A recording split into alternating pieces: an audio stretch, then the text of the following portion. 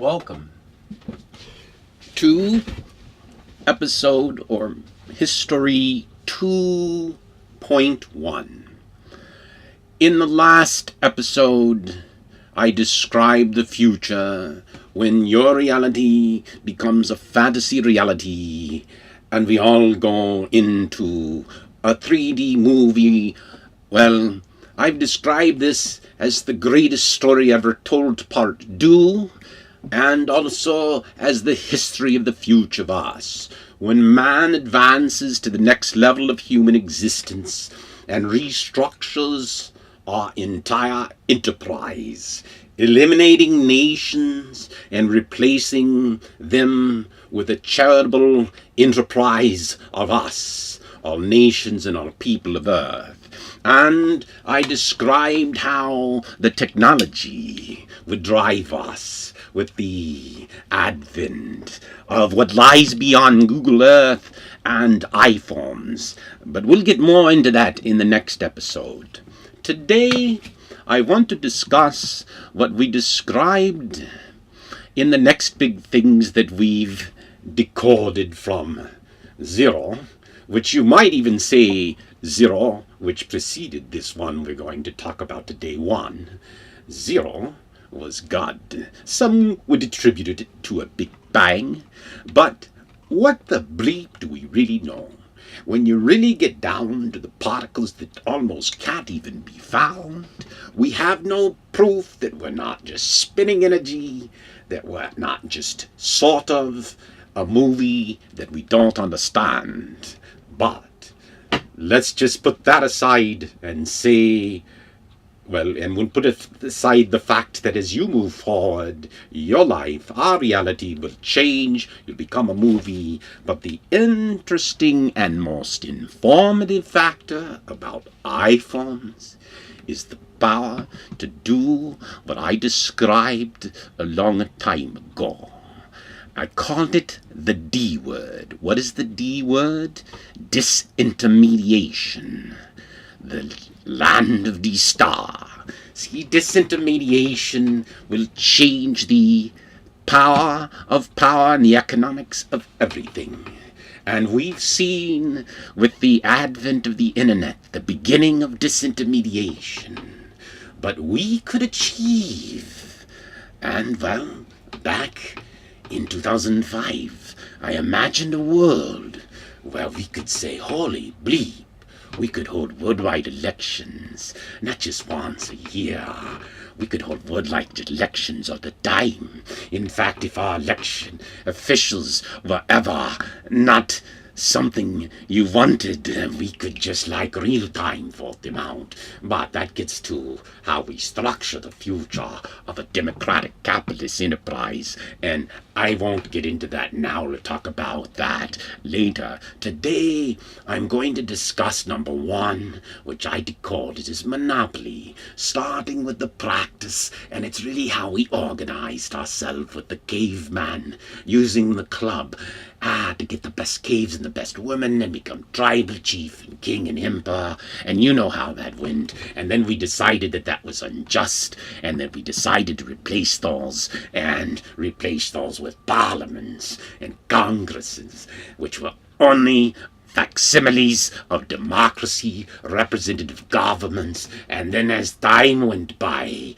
the power of money began to influence our so-called representative governments. But let's put that aside, because I am not anti-money.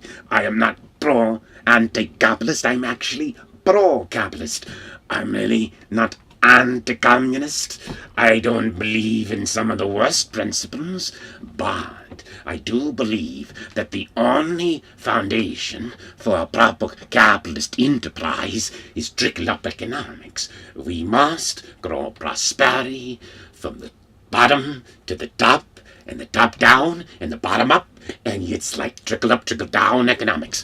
And we can get into that later, but it's interesting to note, because when I came up with the plan to buy the world, it was because I realized the antitrust nature of our antitrust laws, the antitrust nature of the monopolies we've created. Now, let's think and talk about the monopolies. The monopolies, well, we have monopolies of nations that exercise power. And by the way, our playing of nation games has been tied to our war games all along, and in the long run, imagine the value if our nations were part of one enterprise, almost like subsidiaries, and imagine a common global security enterprise with open markets worldwide, with everybody connected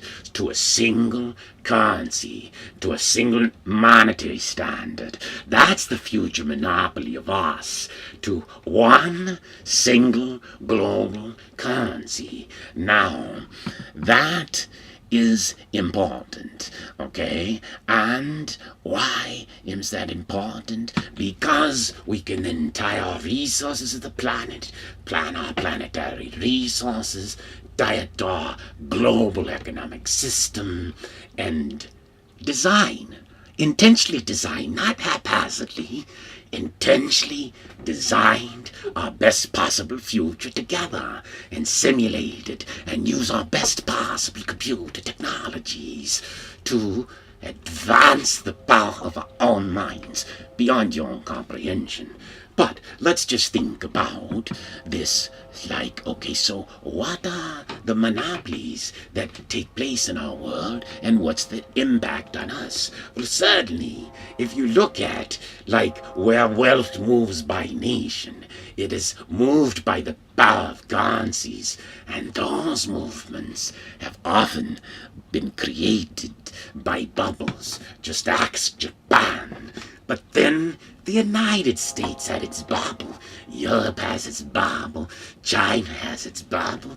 We're all in a bubble of an illusion, of a mark-to-market value, of a reality that's worth far less than you realize, and far, far more than you could know. And that's the interesting thing. How can you be far, far less worth than you realize, and worth far, far more than you really know? And all of it is in a difference of what we think, what we do, and how we act, and how we change our world or not.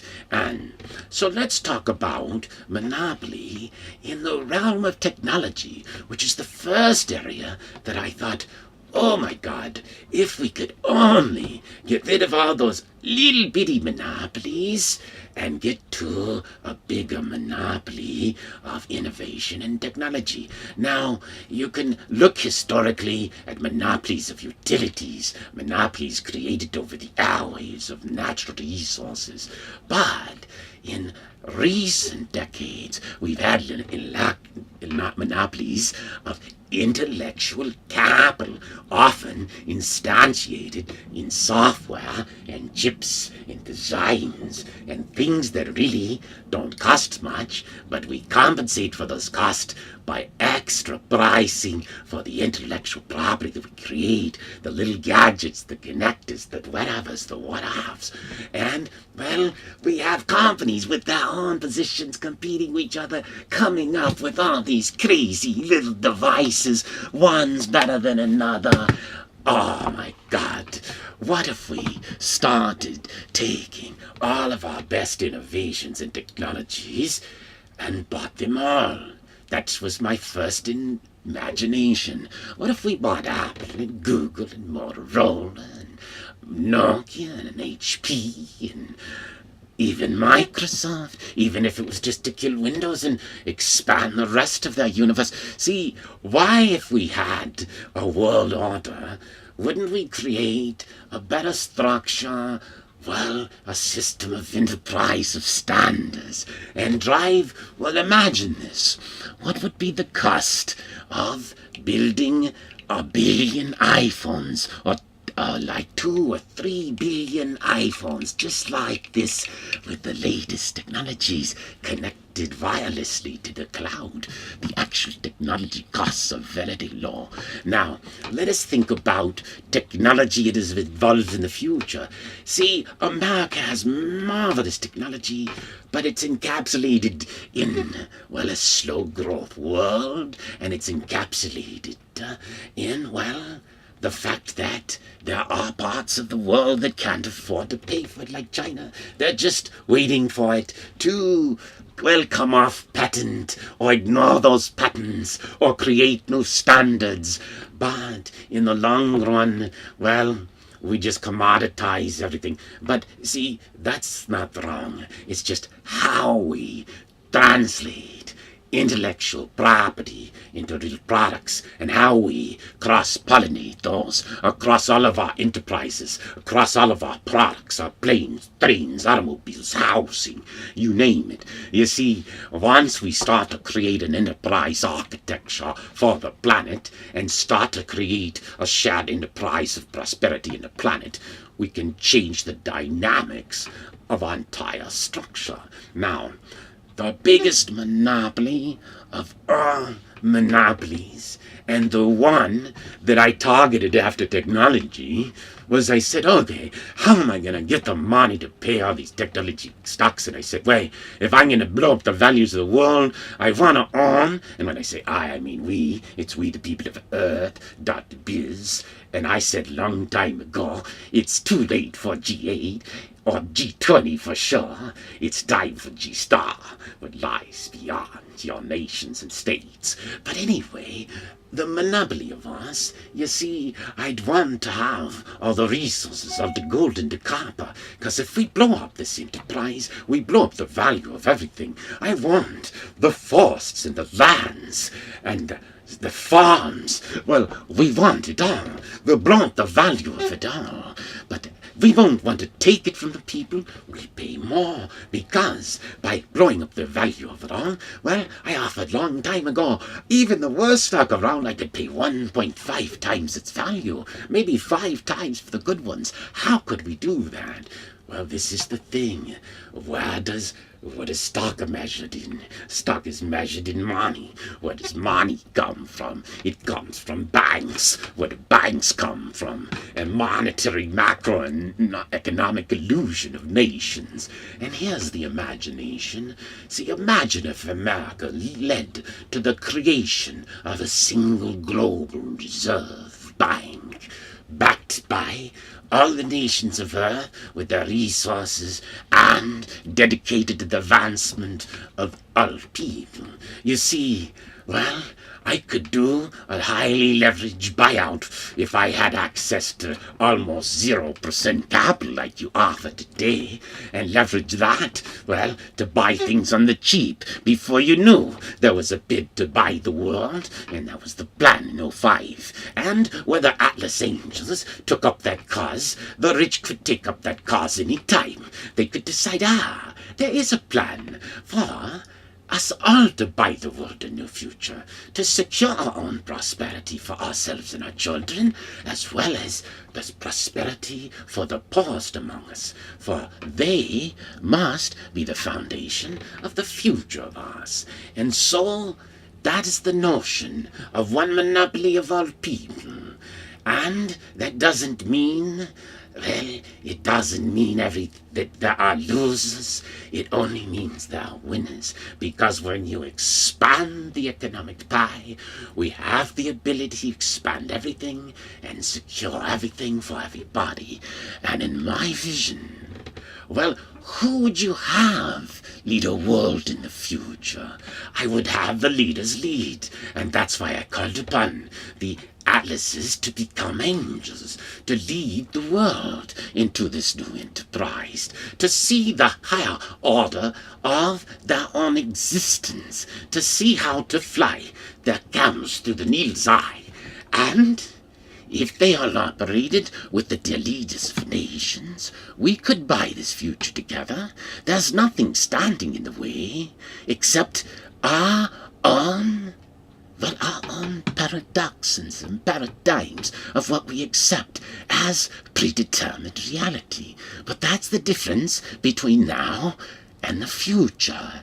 You see, at this time of arrival, we have the power of truth over the internet. A prophet of prophets could deliver truth to every human on earth. Just like that.